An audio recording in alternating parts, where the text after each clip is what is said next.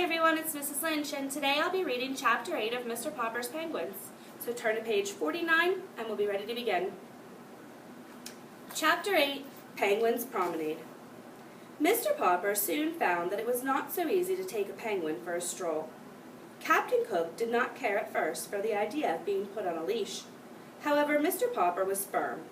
He tied one end of the clothesline to the penguin's fat throat and the other to his own wrist. "Work!" said Captain Cook indignantly. Still, he was a very reasonable sort of bird, and when he saw that protesting did him no good, he recovered his customary dignity and decided to let Mr. Popper lead him.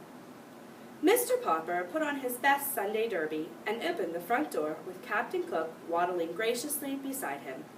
"Gah!" said the penguin, stopping at the edge of the porch to look down at the steps.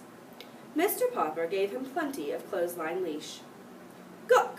said Captain Cook, and raising his flippers, he leaned forward bravely and tobogganed down the steps on his stomach. Mr. Popper followed, though not in the same way.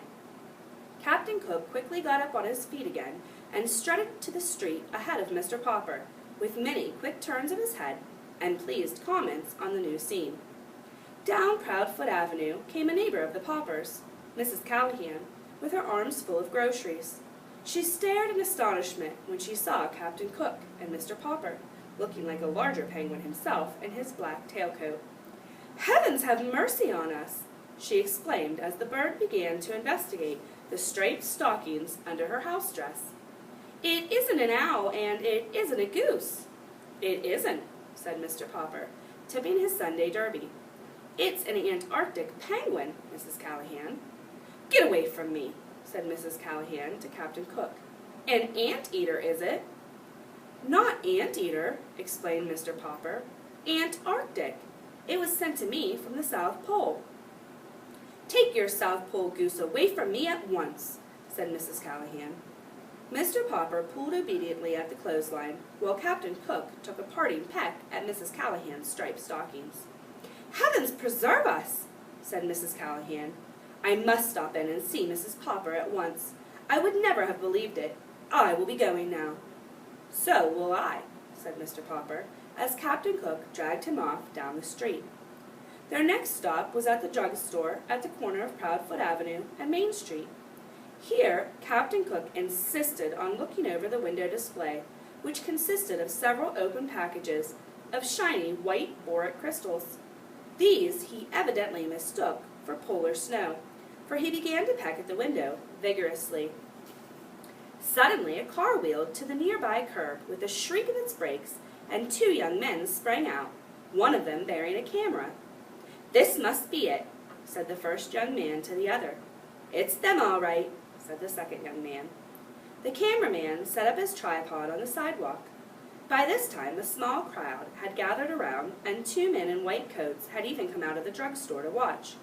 Captain Cook, however, was still too much interested in the window exhibit to bother to turn around.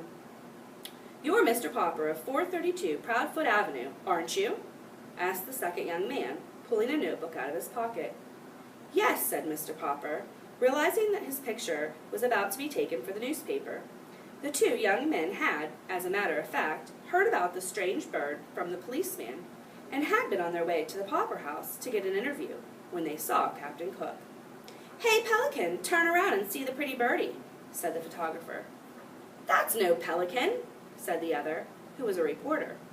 "Pelicans have a pouch in their bills." "I'd think it was a dodo, only dodos are extinct. This will make an elegant picture if I can ever get her to turn around." "It's a penguin," said Mr. Popper proudly. "Its name is Captain Cook."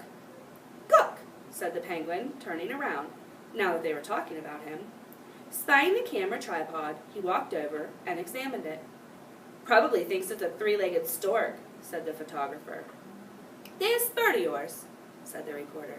"Is it a he or a she? The public will want to know." Mr. Popper hesitated. "Well, I call it Captain Cook." "That makes it a he," said the reporter, writing rapidly in his notebook. Still curious, Captain Cook started walking round and round the tripod, till the clothesline, the penguin, Mr. Popper, and the tripod were all tangled up.